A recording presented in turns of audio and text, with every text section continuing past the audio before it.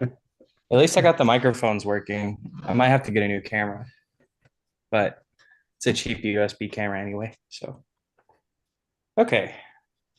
Welcome, Alice, to the 33rd book club. Oh, is this 33rd? We Yeah. got this is the 33rd, the big 3-3. I got the great and powerful David Pena next to me here. Good. Once again, joined by the great and powerful Rusty Fowler, aka Teleguy. Pretty prolific with making music here lately. Think you've released a lot of new shit and probably got more on the burner. Dude, there's like 14 things out there. Um, and I just wanted to get one out by the new year, right? So I got 14 things out by the new year. They're all questionable quality, but um, I'm probably not going to put anything else out until probably first of the year. Right on. And speaking of releasing new music, we have Liz and Hyatt Collins of Cassette Stress infamy And, just put out, and Phoebe. and Phoebe Collins as well. Where can we listen to it? Thanks, Alex. Yeah, we just put out our first EP. This has two singles that we had already released and then two more. And we put that out on in the middle of November. And you can hear that pretty much everywhere, I think. I mean, it's out on streaming platforms that I've never even heard of. So, you know, I think anywhere. But also I can't remember if I've uploaded it to Spotify. I mean to SoundCloud, but it's on Bandcamp for sure too. So Spotify, Bandcamp, Apple Music, all those. Right on. I'm trying to find could someone do me a favor and try and find this video? Because I can't. It says we're live, but I don't see it. Find it on YouTube. Yeah, if you don't mind. Yeah, I just saw I'm looking at it on Spotify and it's doing pretty good. Oh It's yeah, it's live on the YouTube. yeah. It's Okay, live you on found it, YouTube. Rusty? I can see it. Yeah. Okay. Cool, cool. Good, Okay. good job, guys. Yeah, what's the name of this CP? Oh, it's Hand of Benediction, that's right. Which is a track off Yeah, of the album. song. Yeah, just after the kind of the main song that I think is I don't know, just kind of sets the tone for the whole thing. Yeah. I know it's been a long time coming with this one, and I'm sure y'all are super glad for it to be done and out. And it sounds great. It was worth Yeah, the wait. thank I'm y'all. glad y'all did the way you did. Appreciate Yeah, it. album covers are pretty cool too. Thanks. Yeah. Yeah, thank you. Getting everything. I mean, amazing how long it sometimes takes to get all the little pieces put together. So yeah, so we were glad to get that out and have the artwork and the whole thing up. I mean, yeah, music's only half of it. Mm. Yeah, yeah. Yeah. Album cover is sick. Thank There's you. some cool single art too. I saw. Appreciate that.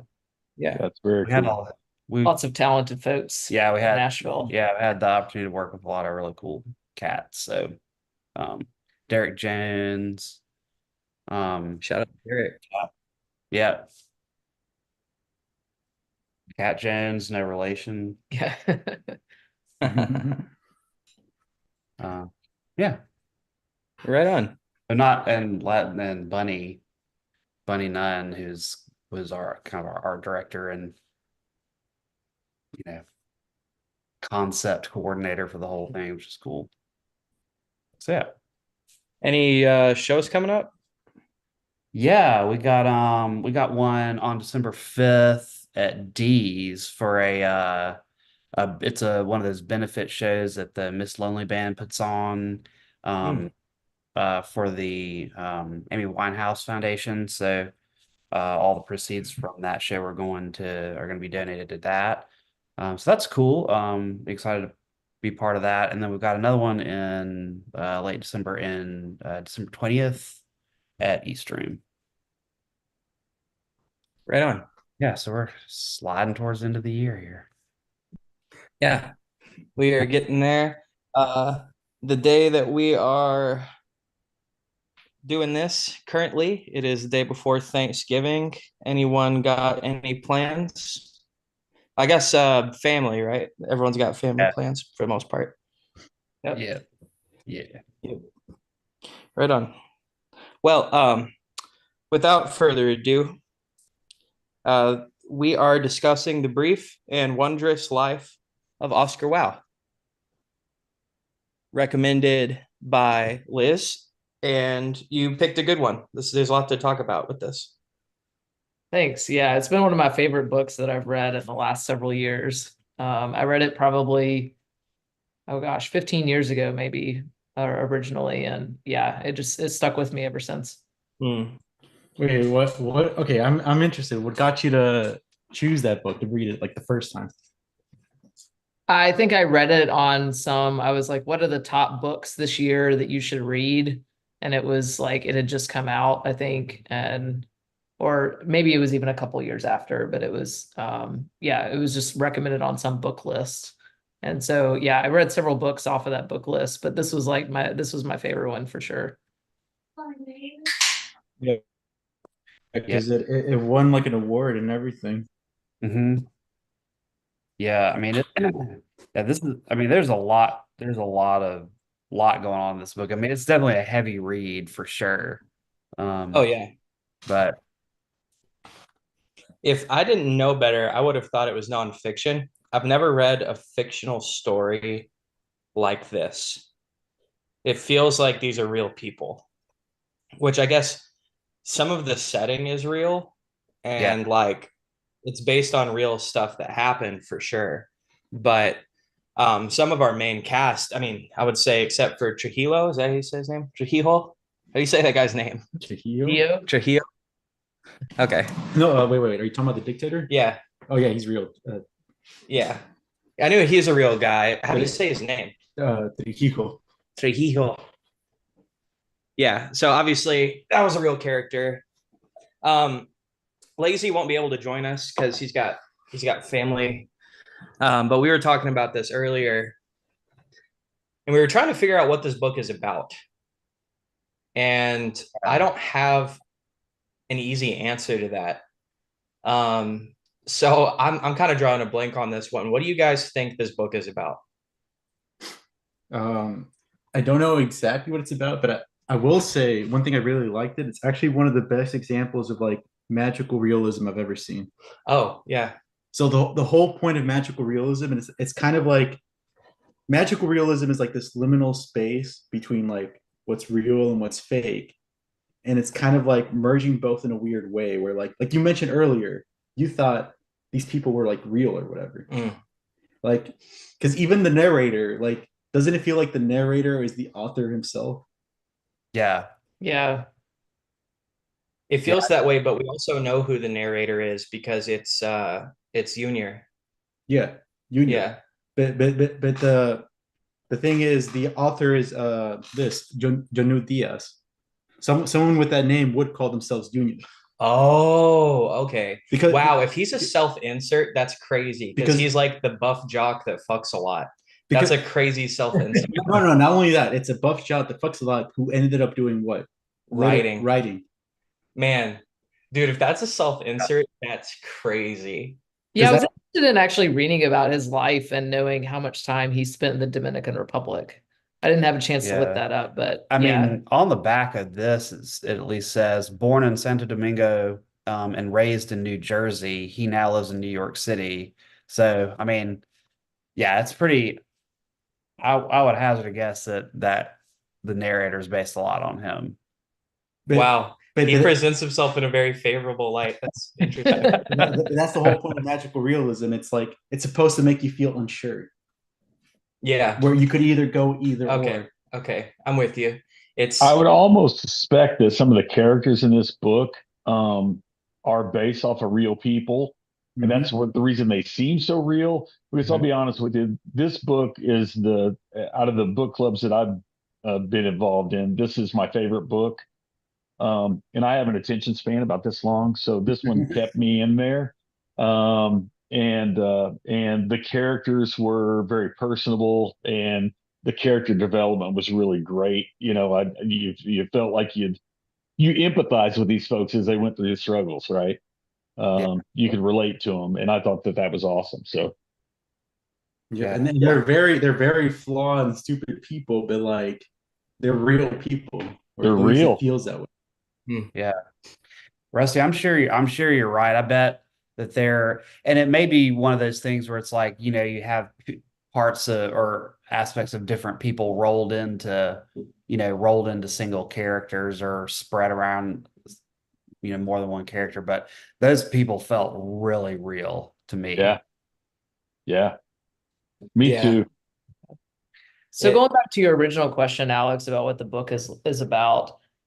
Yeah, I think it's about like, yeah, I mean, it's obviously about Oscar, who's a nerd who just can't quite win in life, but it's also, I think, and gives people exposure to Dominican Republic history, which I can't say that I really knew much about. It's not like that's, taught in history books, in the US when you're growing up. So that was an interesting kind of expose into, yeah, understanding Yeah. what it was like for many years there. And yeah, I think the book is as much about that as it is about the characters themselves. Yeah. yeah. I would agree. Agree with that 100%. This is kind of, it just feels like very much in him trying to encapsulate and bring the reader into this whole world of, well, the Dominican Republic, but then the diaspora, all the people who have spread all over the world. And I mean, it just seemed like there was there was a story throughout that was leading through it, but it felt to me very much like he was trying to say, this is the experience of me, or that I've had, and my people, all my relatives, and the communities, the dual communities that I grew up in. Um I don't know what else I trying to say about it other than that, but just trying to kind of bring forth his life and his experience with being in part of those two communities, and not just writing some history or a memoir, but this is it makes it more real being in a story. Yeah. Yeah, and expanding on what you just said about how it's like in this in between, like of like Dominican culture and American culture. That's a liminal space too, just like magical realism. Totally. Yeah. And on the magical realism too, there's I think a big part, and Liz and Hyatt, you already kind of touched on this, but I think one of the central themes of this book is a generational curse. And it kind of starts with the political corruption in the Dominican Republic in like the 40s and 50s. And even though that dictator died, the effects that he had carry forward. And a lot of Oscar's problems are brought on by himself, if we're being honest. But also, he is impacted by his mother, who is impacted by her upbringing. And her upbringing is impacted by this Trujillo. And so I think if because it follows multiple characters across generations, I think one of the central themes is it follows this curse, and just more about like just generational trauma, Mhm. and how the impacts of one person ripple throughout history. They never really stop, like Oscar, spoilers, dies, which even after his death, that like really impacts people going forward. Like this kind of thing, I could easily see like this story having continuation with Lola's daughter, and like how it carries forward even then. Yeah. And it is interesting too, because there is this curse that's talked about a lot. And according to the author, they are affected by this curse. So for to take the author at face value, this is a curse that exists and is real. Yeah. But it kind of brings into that, it's that magical realism thing you're talking about, where like, and correct me if I'm wrong, guys, because I might just be forgetting something, but it feels to me most of the bad things that happen, I'm not saying that I'm not victim shaming, but these people put themselves in situations that caused this could easily be explained without a curse. Like they put themselves in positions that lead to unfortunate circumstances. In Oscar's case, like Oscar would be like the most extreme example. Like he's like taunting death by the end of it. Yeah, but couldn't you blame okay, so obviously it's all because they're all like fucking too headstrong. Like they're all like you know, it like you said, but what if that's part of the curse though? Yeah. Yeah. I think Trujillo is the curse, really. Yeah. The way, I do too. I think that it sets a all tone, right? comes back to him. Yeah, I agree with that. I think, we have never lived in a realm of a true dictator, right? Um, and I think just the power that the person exudes, the power and the corruptness of the police and the government ties to him to just kind of handle things, right? It kind of feels like mob in the United States, right? Early days of the mob, it really is much like that. It's the family, right? Um, so I think that truly is the root of everything. And then beyond that, I absolutely agree that the characters put themselves in positions that don't necessarily yield great results. They have good intentions, particularly Oscar. He has good intentions, right? He's trying to find love, and he's got the best of intentions. But he puts himself in a situation that everybody knows how this is going to go down, because of who the of who his quote girlfriend's man really is. He was a cop, right? And so I do believe that it is all based in that dictatorship philosophy and in kind of the iron fist, and it's an eye for an eye. Yeah. And on that too, Rusty, I think I like this idea of not exactly an unreliable narrator, like he's lying, but he's definitely biased, right? Like he has a bias towards Oscar, like favorably. Because I was thinking, and I'm interested to know what y'all think about this. At the end there, put yourself, I'm not, like the cop is obviously he's corrupt, he's a bad person. But put yourself in his shoes where it's like this person is harassing your wife and she has repeatedly told him to leave her alone. Like from his point of view, it's like, yeah, this guy's like a fucking problem. Yeah. And from her point of view too, it's like you're harassing her. Like she's asked you to leave like repeatedly and you keep going. So it's like, but even the narrator, Junior is just kind of he has a favorable representation of Oscar. And I like that as a storytelling element where this is like blatantly and unapologetically a biased point of view. Yeah.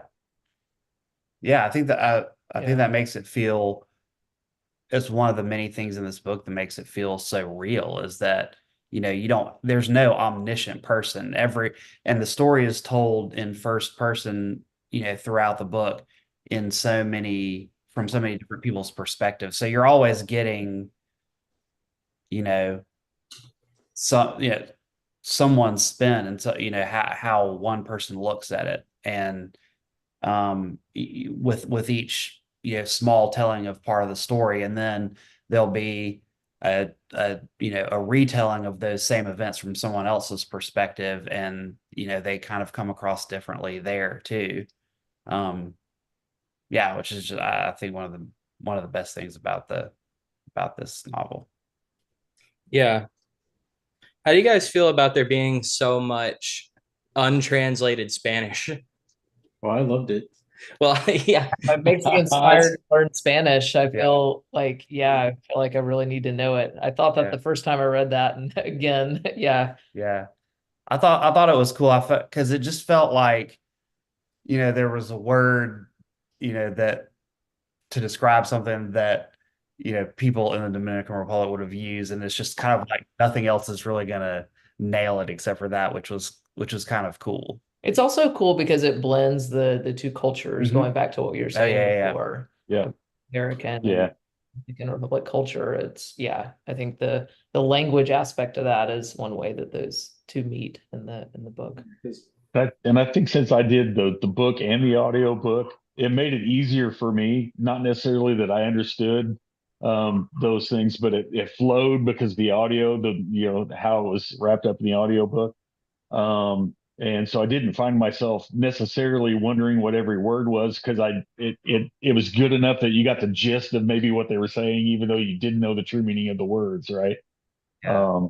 So That's actually what makes the book the most interesting, especially narrator wise, because so talking about that liminal space stuff, the only way you can fully understand the book, like all the way, is one, you have to know Spanish. Two, you have to understand Dominican culture and history. And three, you have to understand geek culture from the 80s and 90s. If you lack any of those three, you're gonna miss components of it. That's a good point. But what I love about it is the fact that the narrator was still willing to like make a story that still incorporated those, even though like it excluded some people. That Yeah, is, if you hadn't read Lord of the Rings, you would have been lost in a lot of it. yeah. There were so many Lord of Yeah. the Rings references. And I'm sure some of you picked up on those Lord of the Rings aspects, right? I- And there are people who speak Spanish that picked up on things you didn't pick up, but they lack the Lord of the Rings aspect of it. Yeah, totally. You did like three whole different like aspects just to like pick up on everything. And just like the Lord of the Rings stuff, even if you don't speak the language of Lord of the Rings or you don't speak Spanish, you can pick up on context with which actually teaches you about Spanish and Lord of the Rings and the Dominican Republic. So like me, who doesn't speak Spanish, doesn't know anything about Dominican culture, and also has not read Lord of the Rings, like I know Lord of the Rings like lore stuff because Taylor, my buddy Taylor is you guys know Taylor, is a huge, he's reading the Silmarillion right now. So he tells me, I've read the Silmarillion. yeah. So I hear a lot about lore stuff, but like all that being said, like I'm pretty novice in all three of those subjects, but the writer does a good job of contextually, even if you are a layman in those subjects, you can pick up on context clues, I feel like. What is Gordo mean? Gordo? Is that a slur? It's not a slur, it just means fat. Okay. But you would usually use it as an insult. I got you. I was like, I thought that's what it meant, but I wasn't sure. Yeah, do you ever see Gordo? It's just someone calling him fat. Okay. I'm thinking of something that from David, what you were talking about, like about the different cultures, and that part of the thing about maybe this was intentional, is that you've got Spanish speaking within the book, you've got the description of the Dominican culture, and then the diaspora, and then all these 80s references, and you've got all these different cultures overlapping, and there's a likelihood that the reader will not be versed in one or more. So it's kind of giving you this experience of sort of being thrown in, like someone who is from the Dominican Republic and moves to the US, or anyone who's, moving from one culture to another, that there are things that you're going to hear and be exposed to that you just don't understand because you're not versed in it. And it's almost like you're getting that experience throughout the book because you probably are not you're probably not as fluent with all the different subcultures within the book as the author is. So you're kind of always getting a little bit of that, there's some cultural thing here that I don't understand going on. That probably everybody, in the book, that would be part of their experience too. That's a good point. Just in life. Yeah. Yeah. Yeah, because even me, I probably have more because I'm part of the geek culture. I'm part of the Spanish culture, but I'm not fully into the Dominican culture. So even while I was reading the book, every once in a while I would stop reading the book and I would do like a YouTube video on like Trujillo or this or that, or like I did like a whole research thing on just like Dominican culture, which is probably what you guys did when it comes to like learning Spanish or this or that. Or I I did look up some stuff, but I also texted you. yeah, because he texted me asking me like, oh, what does this mean? Yeah, there are like several just like blocks of dialogue that I've texted to David to have him translate. So that was super helpful. Yeah, I feel like I definitely would get more out of it. Like, especially like if you lived in the Dominican Republic, especially during this similar period of time, this would mean a lot more for sure. I feel like that's probably the biggest one, right?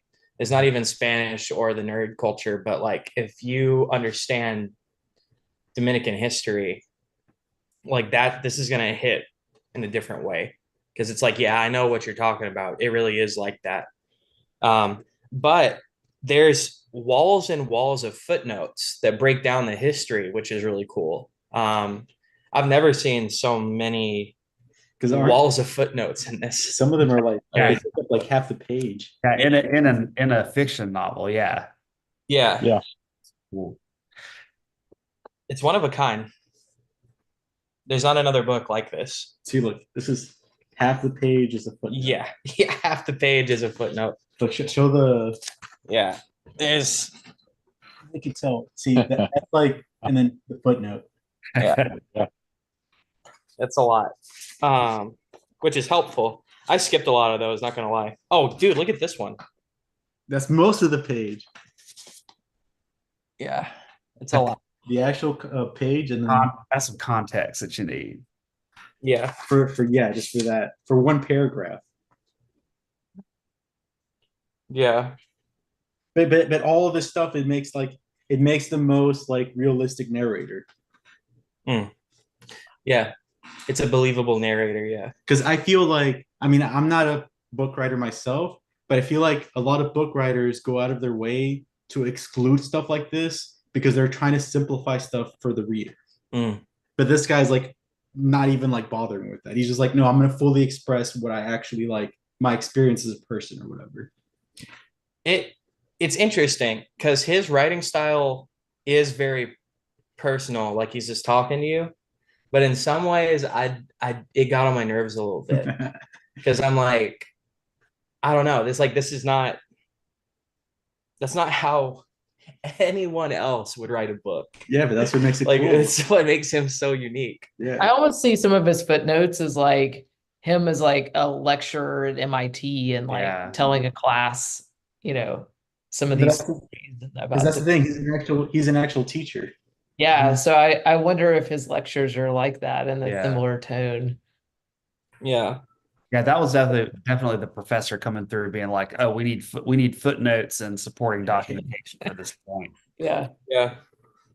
There's some really beautiful dialogue too.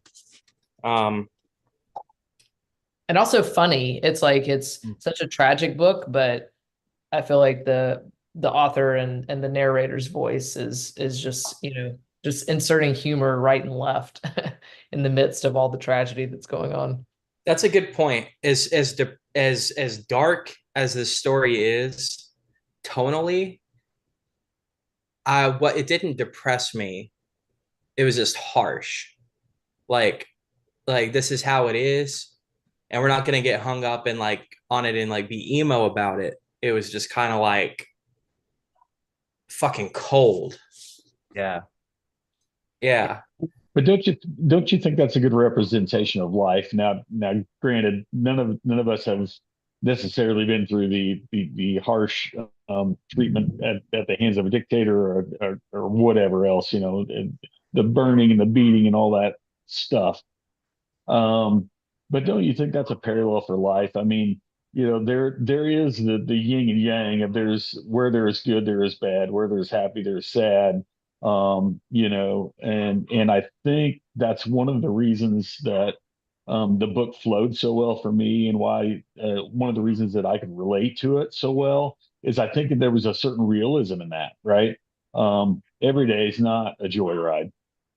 There's something that everyone struggles with at some point in time, and whether it be something is this harsh or whatever, or not this harsh, right? There's something that people struggle with over time, and interjected in those struggles are things that are good, right?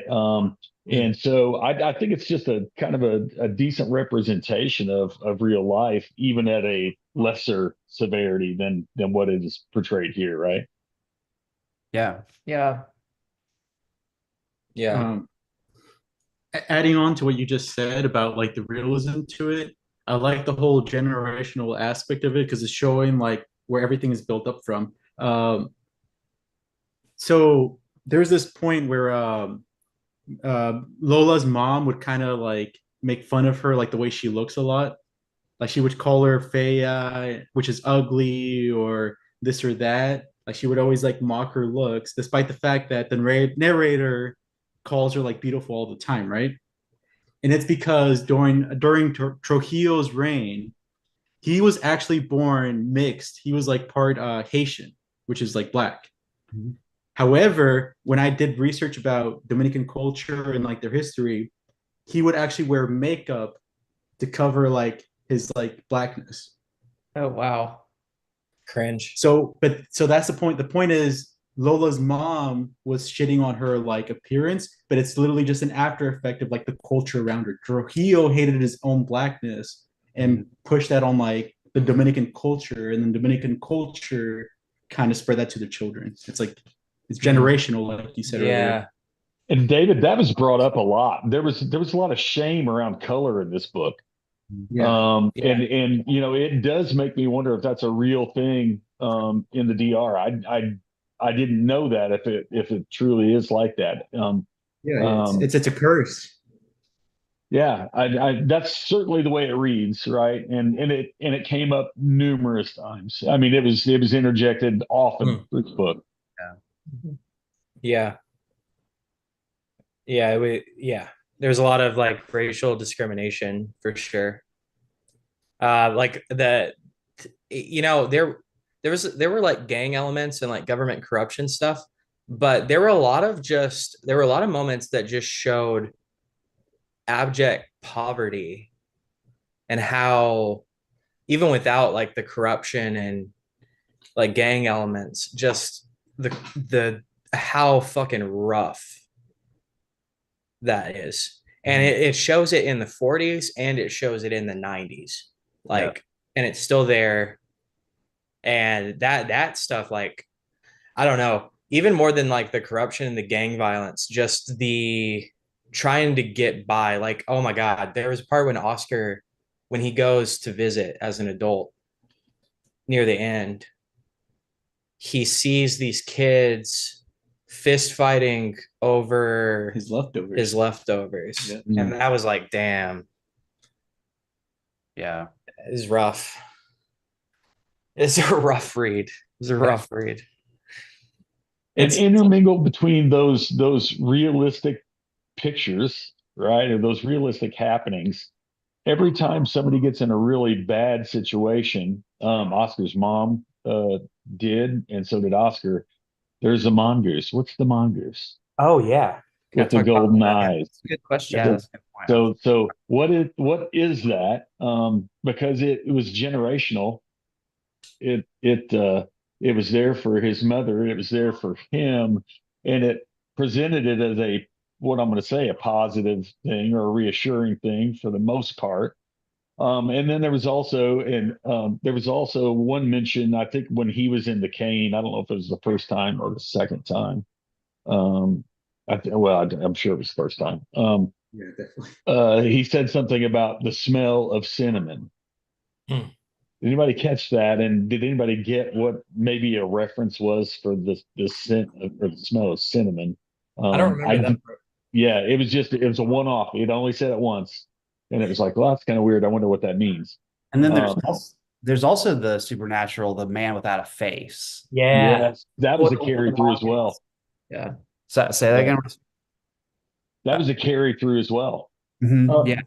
So the reference to cinnamon and the mongoose is they exist in the liminal space. They're both things brought from Europe to the New World. Oh fuck. Oh fuck. They don't naturally occur there. No, cinnamon but cinnamon is like such a big part of like central. Like we use cinnamon for everything, but that was brought to us. Yeah. Chocolate and sugar. These were absolute. People have gone to war over spices. People have died over. But that's cinnamon. something that didn't exist. That only exists because of this weird in between space. And even the Dominican people in general are that. They're like a mixture of Africans and native people fuck. and Spaniards and Dude, I didn't think about that. like literally the whole book is that. That's the point of the book, liminal spaces. This in between. Oh shit. I think you hit the nail on the head. That is that is what it's about. Is the mixture. Yeah. Yeah. And being someone who has one foot in two different cultures, you're always in. I guess that's the point. That's exactly the point you're making, is that that's what everybody in the book is experiencing too. They're never in one place, really. They're always like, I'm in New Jersey, but I'm also Dominican. I'm half here, half there. Yep. Oscar is, he's Dominican, but he's also half in his whole fantasy world. Like no one in this book is ever existing in one place. They're Right. split between more than one thing. I mean, even the book itself, it's always like going between different like people or times or I didn't even think about that. You're right. It's across realms in a physical sense. And also, like you mentioned, Hyatt, he half lives in a fantasy world. but that's the book itself. Damn, the book itself is half fiction, half reality. That's blowing my mind. I didn't even think about Other that. thing too is that Oscar is kind of a lot of it is about his childhood, but at the end, he's kind of finally an adult and he's growing up and he's making his own decisions and he's kind of bridging that weird gap at that age where you're out of school and you're trying to kind of figure out you're still like you're still a child in some ways, but you're partially an adult. And I think he's bridging that as well at the end. Yeah. Yeah, he's going through his own kind of transformation. It reminds me of like amphibian, like breathing water and breathing air. It's like, Yeah, it's a liminal space. That's yeah. perfect. Yeah. Yeah, that's crazy. I have a hard time. Like, there are definitely moments where I feel like everyone can kind of relate to Oscar a little bit, like sort of things Oscar goes through, Especially if you're a nerd. especially if you're a nerd. Yeah. I also, and this is probably like, this is me lacking empathy probably, but not that I don't have some of the same, like haven't gone through some of the same things, but I don't suffer from depression. And I don't like the defeatism of well, I guess it'll just never change. Like, that to me felt like really whiny, where I have trouble sympathizing, where it's like, dude, everyone in your fucking life is trying to help you. And I get it. It's depression. I understand. But I mean, I guess I'm just fortunate that I can't relate to that aspect of it. Like I have like we all have problems, but you do if you tell yourself I'm this, so I'll never get this. Or I'm cursed. Or I'm cursed. That becomes your reality. It is true because you believe that. but that part is a mindset thing. Like you can actually have like issues out of your control, but your mindset, like, I don't know, it's not exactly that your mindset is in your control, but there are the tools, actually, the book we read a couple months ago, That would have helped him a lot. it really helped me, like, because something he says in that book that like really fucking blew my mind is you don't uh change your mind so you can make a change in the physical world. You make a change in the physical world so you can make a change in your mind. So it's like, it doesn't start with a change in mindset. It starts with a change in behavior, and that will change your mindset. So like, Junior like tries to get him to run, and like that actually, like he sticks with it for a little bit, but then, just one day he decides enough is enough. I give up. And that's the thing that I don't, and I get it. It's a mental health thing, but I don't like that. I have a hard time sympathizing with them at that point, because it's like the giving up part. I don't know. Oscar brings about some of his own issues where it's like, oh, woe is me. I've got all these problems. And it's like, yeah, dude, everyone has problems. And some people have problems way, like in your family, people have way harder problems than you do. But anyway, Yeah, I'll quit don't you think griping that's about. part of it, though? I mean, part of it is and I can quote a lot of books here, I suppose, or philosophy, but part of it is it's not what happens to you, it's how you react to it. But that's a really easy thing to say unless you're knee deep in it, right? And I think that's the part that maybe that's the part that's inescapable for Oscar is he's living in that, right, every day, and his reality is that and the other thing I'll point out too, if you talk about depression or kind of the woe is me thing with Oscar, um 9 times out of 10, you'd mentioned, hey, they're trying to help him out. Everybody's trying to help him. 9 times out of 10, if you're talking about depression, you're talking about being in that zone, there's only one person that can help you, and it's you. Yeah. And it takes a long time to be able, because I deal with some of these things. It takes a long time to be able to get to the point of saying, you know what, I can pull myself out of this. And it is a conscious decision. And you aren't always successful when you try. So I think a lot of it truly is hey, he is basking this every day. And it's not just in his own head. It is in the society, Mm. right? Yeah. Everywhere he looks, yeah, there's negative reinforcement. Yeah. No, you make a good point, Rusty. It's not as it is. Okay, that's the thing. It is simple, but it's not easy. Yeah. That's Mhm. right. And That's some of right. the hardest things in life are like that. Like, the reason it's so difficult is because it's simple. It's not something you can just break down into little pieces, and like, it's like, no, you just got to go do it. Exactly Like right. exercise is like that, Yeah, right? for sure. Yeah. Like, We had a person come in and do some stuff, do some training type things for work at one point in time, and a lot of people really enjoyed the way this person approached everything, right? And other people are like, I don't like what he did at all because it's also obvious. And I said, and that's what makes it genius, because if it's also obvious, and he's saying this is what we need to do, and it's also obvious, then why aren't we doing it? Right. So sometimes the simple is what makes something genius.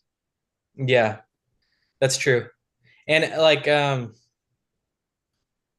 don't want to sound like uh above it, because I'm not. Like, I just like, uh I procrastinate a lot. And it's as simple as just doing it. But like cleaning my room is a great example. I don't clean my room. I procrastinate. I put it off until until about 30 minutes before we do book club. And then I still don't do a great job. Like I haven't fully moved into this place actually. So like I definitely I get it. It's not just because things are simple doesn't make them easy. And Oscar has a lot against him too.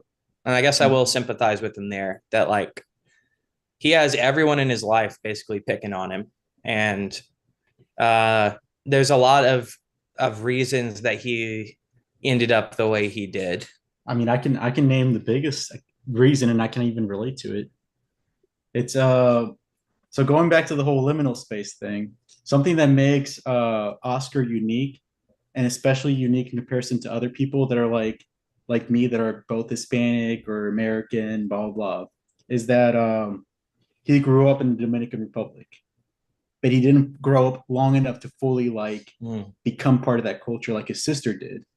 His sister grew up longer into it, so that became like her major identity, but not Oscar. So for me, example, I was actually raised in Mexico until I was like 5.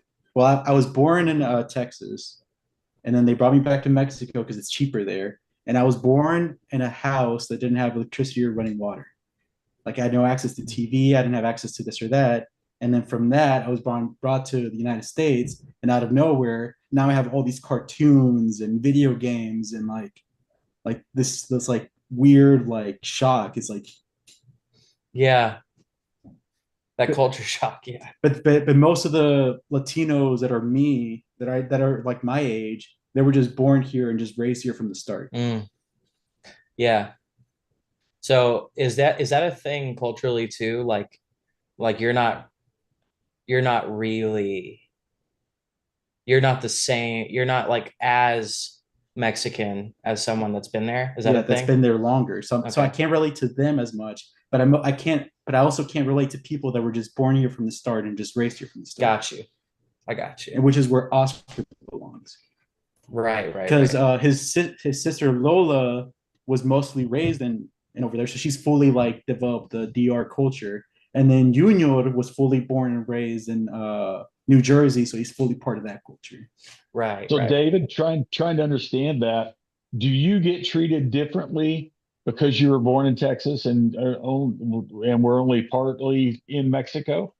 Because Yeah. I mean, because if your answer to that is yes, that really reinforces everything that we just talked about Oscar and Lola, right? Yeah. I mean, I'm in that liminal space. I don't fully like go into anything. Okay, okay, that makes sense. Yes. Makes sense. Doesn't make it right, but it makes sense, right? It, I only say this as a joke, but like just flip the script on them. It's like, no, I understand both of these and you don't. Yeah, I'm just kidding. No, but that's the issue. But not enough to belong. Right. That is That tough. makes sense to me. Yeah. It's almost like it's like being in a hallway where I can step into any room I want to, but I can't really stay there. I always have to go back to the hallway. But I feel like in some ways, and I'm pretty sure even Oscar feels that way, he would rather just be fully in one room. He gets a lot of shit for like, oh, you're a Dominican man and You're you're a virgin? virgin. Yeah. Like you got no game. Yeah, Like, that comes up a lot too. Like you're not really Dominican then. Yeah, Yeah. But the thing is, if he was just a regular white nerd, he probably wouldn't get as much hate. You wouldn't get that cultural pressure like that. Yeah. Yeah. Damn. Speaking as a former white nerd, I agree with what you just said. And if he was fully Dominican, he would have never learned about the nerdy stuff, and maybe he would have like had better chances. Yeah. No, that's got to be like a cultural thing, not like it's like his family treats it like it's like a lineage thing, like a bloodline thing. It's a curse, Mm-hmm. But it's actually a cultural thing. Yeah. Yeah. Yeah, very interesting. I mean, I can definitely relate to the overweight nerd that is a writer. Like I get that. In fact, I was like, oh, I see why Liz wants me to read this.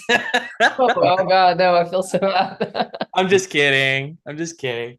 Okay, but you're not a Dominican, so you don't have the Right, right, pressure right. to be like. Yeah. There's not that cultural pressure. Now, and there are things I really related to this about, like a Lord of the Rings fan in the 90s, 80s and 90s, like pre movie when it became a cultural thing, it was like, you know, extinction level nerdery to be into this kind of thing.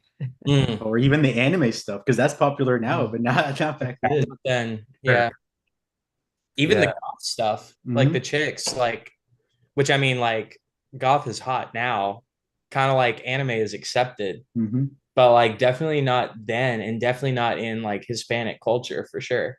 Yeah. But I feel like, and correct me if I'm wrong, but like specifically like Saint Seiya and like Dragon Ball Z, that's like huge in Spanish culture, right? Yeah, but that's the thing, it's huge now.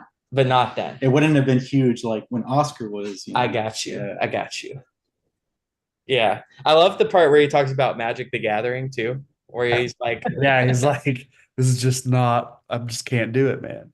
yeah, this isn't what he wanted to get immersed. He wanted the role play aspect and the narrative. Not the mechanic. Yeah. We were actually playing Magic the other night. Yeah, it's actually the opposite for me. I prefer mechanics over role play. Yeah. I think there's got to be a healthy balance. I like them both. Yeah. Okay, so sorry, was someone about to say something? I was just going to say one last thing I was going to say about how we were talking about, people giving Oscar advice. And I think that that's almost part of the curse, or part of the thing that happens throughout this, is that that's kind of something that happens with Lola's mother, Lola and Oscar's mother. What was her name? Is Belly. Billy. Mhm. And even her parents who got killed, like, people are always giving them, these characters in the book some kind of advice, and then they're like, well, I'm going to continue to go do this thing anyway, and then disaster ensues. And that almost seems like part of the curse too, that, people are always trying to help them out, or say, don't do this, or, leave this particular path that you're on, and they don't, and they're determined not to, and then you know things go to shit, just exactly like people told them was going to. Mm. Something weird about that too is you notice that, and I forget the aunt that raises the kids, or whatever her name was. Inca. The Inca. Yeah, Lenka. Even her, and Belly. I mean, everybody was saying, your parents were doctors, or you come from a doctor's lineage and all that, and they're trying to pull them up out of what they're wallowing in, right? By saying, this is where you came from, this is who you are, and all that. And wasn't anybody really buying it? But there was that overarching theme of, hey, you're more than what you are. So like you said, I think there were a lot of people trying to pull them up. But I think that once you're so deep in whatever it is that you're deep into, it gets hard to pull yourself up. Oh, for sure. It Yeah. becomes unrelatable, because it's like, just because that person was and that may be my lineage, doesn't mean that I'm the same thing, and doesn't mean that I'm having that experience or whatever else. And I thought that was a neat little twist in the book. Yeah. Also, like, everybody is super lonely in the book. They don't have a community around them that's kind of encouraging them to do smart things. So then they end up with the Fuku. Like, Yeah. Oscar's kind of alone. Abelard, like, he has his family and he has his mistress, but that seems like that's kind of it. And everybody's, because of the secret police being everywhere, you can't really, have a community of friends that you can trust. And so everybody's sort of alone in their own way. Like, Lola's alone, like, yeah. And so I think that's how the bad decisions happen sometimes, is because you're kind of off on your own and you're in the misery of it. And so you can't, pull yourself out or do something different.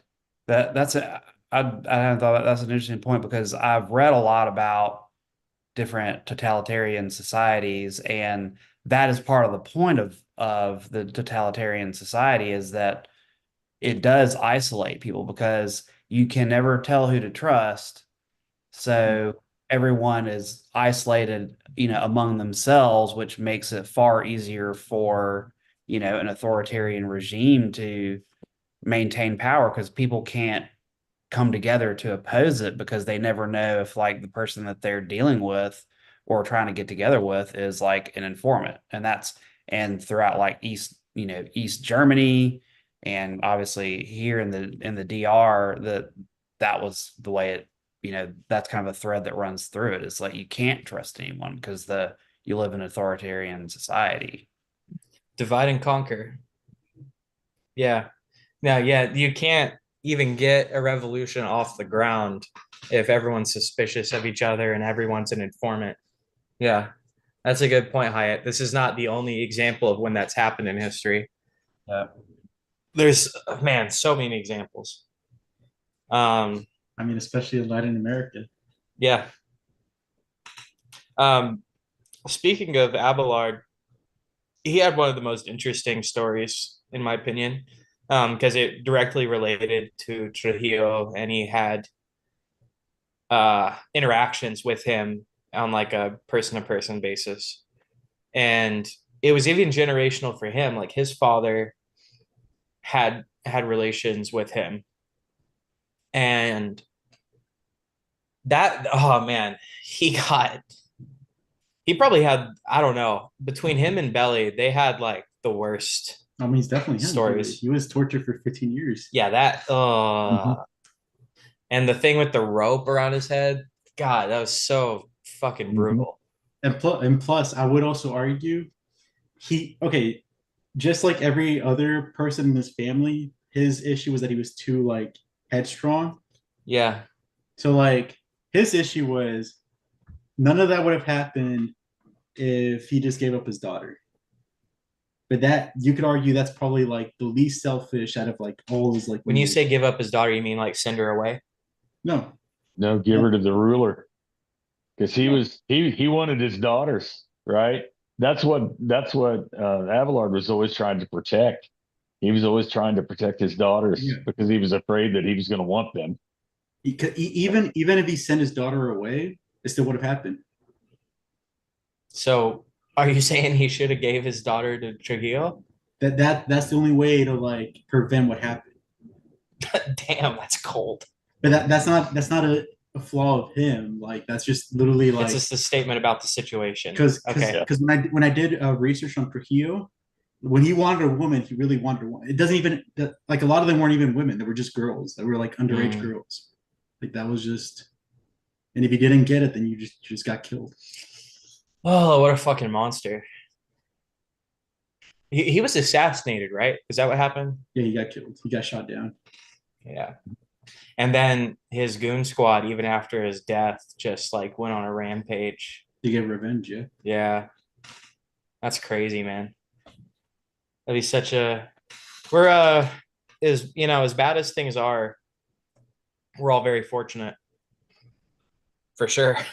Yeah. Compared to like anywhere else or any other time. That's a big takeaway for me in this book is being grateful. So, yeah. Yeah. Yeah. It's like, well, not going through any of that. Yeah, you're not taken to some cornfield and getting beat up, are you? Jeez, multiple times. What a fucking idiot, dude, to go back. I mean, but you're right. That is the Fuku that they have is headstrong. Just like I am determined and no amount of reason is going to sway me. Yeah. Yeah. And it started with the grandpa, but at least his, like I said earlier, his is the most justified. Like, I mean, what would you do in a situation? I probably would have sent my daughter to Paris or something, like he was thinking about. But once again, he would have killed you for doing that. Or, yeah, at least your family is safe, though. I mean, true. Then you could just stay in jail, but at least your daughter's somewhere else. But I mean, it's just fucked. It's just fucked. Yeah. I mean, there's not a lot of good options. Yeah. You pretty much fucked no matter what you do in that situation. Yeah. So what Yeah. was Oscar's last word? Oh, Oscar's last word. Yes. I'm glad you said that. I actually highlighted it because it was so good. That was actually like he had like his badass main character anime moment.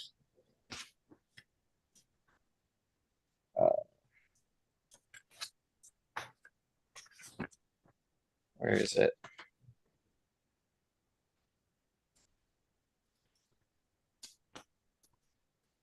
Yeah, here we go. Page 327. I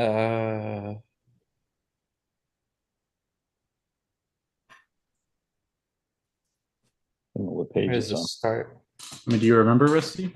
Yeah, it's Fuego. Oh, the very last word. Yeah. He gives And a it little means speech right before that, though. and Sorry, it go ahead. means fire, right? Yeah. Yeah. And then they And fight. so that's when they shot him. So to me, that was defiance right there. When he said that, he knew what was going to happen.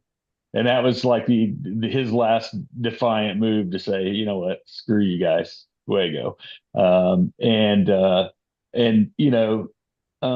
thought that was interesting. Yeah. And that's the tail end of this speech he gives them because it's the two goons. Page 321. They looked at Oscar and he looked at them, and then he started to speak. The words coming out like they belonged to someone else. His Spanish good for once. He told them what they were doing was wrong, that they were going to take a great love out of the world. Love was a rare thing, easily confused with a million other things. And if anybody knew this to be true, it was him. He told them about Yabon, is that her name? Mm-hmm. Ibon, yeah. And the way he loved her and how much they had risked, and that they'd start to dream the same dreams and say the same words. He told them that it was only because of her love that he'd been able to do the thing that he had done. Which, just pause there, that's totally delusional. Oscar lives in a fantasy world here.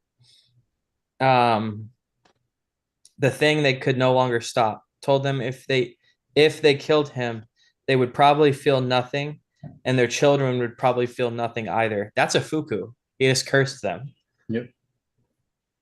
Not until they were old and weak and about to be struck by a car, and then they would sense him waiting for them on the other side. And over there, he wouldn't be no fat boy or dork or kid, nor girl no girl had ever loved. Over there, he'd be a hero, an avenger, because anything you can dream, he put his hand up, you can be. They waited respectfully for him to finish, and then they said, their faces slowly disappearing in the gloom, listen, we'll let you go if you can tell us what fuego means in English. Fire, he blurted out, unable to help himself. That whole thing is great because like he is his role models are comic book heroes and anime characters, and that was such like an anime speech, like like the anime main character. Yeah, because a specific comic they mention is Watchmen, Yeah. and specifically Rorschach. Rorschach's last minutes. Oh, dude. Yeah. He was literally being Rorschach. He chose the truth, which is his feelings of love. Even if you say they're delusional, I mean, they could be, but to him, they were like absolutely real. It was all black and white. Yeah. Oh, but they weren't delusional, guys. Remember, there's somewhere right before that he discloses that he and Yvonne hooked up. Yeah. Right. So it wasn't delusion. There were feelings there that were reciprocated, even though she was in the relationship or married and all that business to the cop and all. There was a relationship there. So it wasn't all delusion. Yeah. So just like you make a point. Just like Rorschach, he chose his true self over life. Yeah, because Rorschach's like, do it. Yeah. Yeah. That is so Rorschach, you're right. Yep. I've actually the HBO just came out with they're doing an animated Watchmen from the beginning. So I've actually been watching that. There's been a lot of that lately where just a lot of synchronicity I've been noticing lately. But yeah, I've literally like all the Watchmen stuff. I'm like, oh shit, like I just watched that. And like also like, I mean, this one hit me really hard. This is Junior talking about Lola because they break up and go their own way. Page 324, last paragraph of the chapter, as for us. She was the kind of girlfriend God gives you young, so you'll never know so you'll know loss the rest of your life. I'm gonna read that again because I fucked it up. She was the kind of girlfriend God gives you young, so you'll know loss the rest of your life. And it's like that fucking Oh man, that cut. Fuku. Fuku. Yeah. Yeah, no, that stabs. Yeah. I like Junior. Thinking until I hear otherwise, Junior is a self-insert, and I think that's so funny.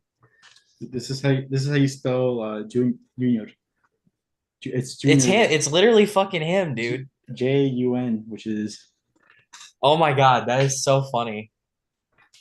He's like, yeah, I'm the badass. What did he? Was he on a team? Did he play football or something? he played football. Yeah. Oh my god, that's so funny. I wonder if he did those things in real life too. It'd be funny if he didn't. Like that's not like this is him in his mind because he's like Oscar. No, but the thing is that's the funny thing about the narrator. The narrator is closest to Oscar than everybody else because Mhm. all those references could only come from someone like Oscar. Yeah, he's also a nerd for sure. For sure. You For can't sure. even if he made fun of Oscar all those times, there's no way he didn't know all those references otherwise. And in an interesting way, he really looks up to Oscar a lot. Like he has a very favorable, almost like puts him on a pedestal kind of look towards Oscar. Yeah. Yeah. Which I mean, you got to give Oscar credit. Like, dude was determined as shit. He did it. Our boy got laid. It He only wrote a lot cost of him books. everything. He wrote a lot of books. I don't know that they ever said how many, but You know, and it may be that Junior was, you know, that we're talking about this. I wonder if that's kind of like, I think y'all 100% right that like hit, you know, he's more like Oscar because he's able to make all these references. It's almost like Junior though is the sort of prototypical Dominican man who's always after the ladies that he felt culturally he was told to be. So it's him, but him writing himself as if, you know, he was what everyone was telling him to be and telling Oscar to be growing up. Oh yeah, totally. Yeah, they're like two sides of the same coin. Yeah. Yeah, because he's more on even though he was born in Jersey, he's more of like the typical like Dominican culture, and Oscar is more of a nerd from Jersey. Yeah. Yeah, very interesting. Man, I enjoyed it. I read this book uh in like I started it at the beginning of the month, but most of this I read in like the last 4 or 5 days. And I like, and it took me a minute to get into it. I think it was like the first third of the book. I mean, a lot of it was like intro shit. Like it was. Yeah, the intro was kind of like the establishing stuff was hard to get through, but then I hit a point where I just went on a tear, and it wasn't. I just kept going. It wasn't difficult. I mean, it was the audiobook helped me there as far as the very beginning. I thought it was easier to do the audiobook at the beginning than it would have been if I were just reading the book. Because straight up, this one pulled me in a lot faster than any other book we've read. And like I said at the beginning, with my attention span being about this long, I was actually surprised how much I wanted to continue, you know, which a lot of times I struggle. But with this one, I really didn't at all. So yeah. I enjoyed it. That was a good pick, Liz. I'm so That glad. was fantastic. I'm definitely glad I read it. Again, this is something that I wouldn't pick on my own because I'm more of like I'm a nerd. I would rather like if I'm gonna pick something, it's gonna be not even so much sci-fi, but like fantasy novels. But I really enjoy reading books that other people recommend because of that. Because this was very valuable and I wouldn't have read it otherwise. So thank you for the great recommendation. Also, what's her name? The girl he falls for at the end. Can't remember. Iban. Yeah, Yvonne talks about Paulo Coelho, and how Paulo Coelho saved her life. Paulo Coelho wrote my favorite book, which is The Alchemist, and saved. Oh, cool. That okay. Okay. Which is a great book. I've read that before. Yeah, that's hands A couple down of my times. favorite book. That's a great I've- book. To do that one day. I've been putting it off. I've been putting off that one and Alice in Wonderland because Wait, what episode are we on? this is 33. Fuck. I feel like we had to do Alice for 50, maybe. Alice for 50. I think that's fair. Yeah, we do Alice for 50. But Yeah. we definitely have to do the Alchemist at some point before that. Alchemist has got to be Maybe 40. oh man. I just like once we do it, we've done it, you know. So it's like I don't know. We'll definitely do it. It's a short read. That one's like probably less than 200 pages. It's a short book. Yeah. But that is my favorite book. And I've read it like 5 or 6 times. We'll definitely get around to that one. But next month, we're reading The Gunslinger by Stephen King. Oh, cool. I've not read that. I haven't either. This is the first in the Dark Tower trilogy. Which is I'm not be honest here, I'm not a big Stephen King fan. The only Stephen King I've read though, so I'm not really well versed in King. The only King I've read is The Shining and Doctor Sleep, which is the sequel to The Shining. But this is Stephen King doing sci-fi, which is interesting. Like that's a little different, you know, than his typical like he's a horror author doing sci-fi. Yeah, and so it's- that's cool. And on top of that, it's more of an action sci-fi. Yeah. Alex, if you've read The Shining, you ought to be able to read any Stephen King. Yeah. That thing. That's a chore right there. This one's not too bad though. Oh, What's up, plan? Yeah, Oh that's shit. not bad. Hello. Oh shit. We got guests coming in. Well, that's good timing because we're almost done. But we got Taylor from Morbid Orchid. Taylor, you got any? Hi. Hey. What's up? Hello. Sorry, we can shut up until you're. No. You're good. Taylor, you got any shows coming up? You wanna next plug? Year, so no. Okay. Yeah. Be a lot cooler if you did. You want me to lie to make you seem? Yeah. Why don't you just lie to the audience? Life is a game, and I'm playing it Oh, daily. Whoa. bars, dude. Well, we got behind the curtain coming up in like a week or two. Evan Carpenter is here as well. yes. Cool. What's up, Well, Evan? Tune in next week. What's up, Liz? What's up, Hiatt? What's up? How's it going? I think that's our cue. We'll see y'all again next week. Thank y'all for coming. Check out Cassette Stress's new album, Hand of Benediction. Also check out Teleguy. He's got music out as well. And New Cassette Stress is fucking amazing. it really is. It is. Thanks, Thanks, brother. y'all. Appreciate it. Thanks, y'all. Yeah. Thanks for And- doing this one. This was a great book club event. Yeah, thank you. It was a pleasure. I'm so glad we did. Yeah. All right. I will see y'all next time. Awesome book. Liz, good Y'all. good pick. Yeah. Hey, you so did not have to stop. Are we early? We literally just got done. Yeah, we're done. Where do you keep your paper towels? In the bathroom. That was great.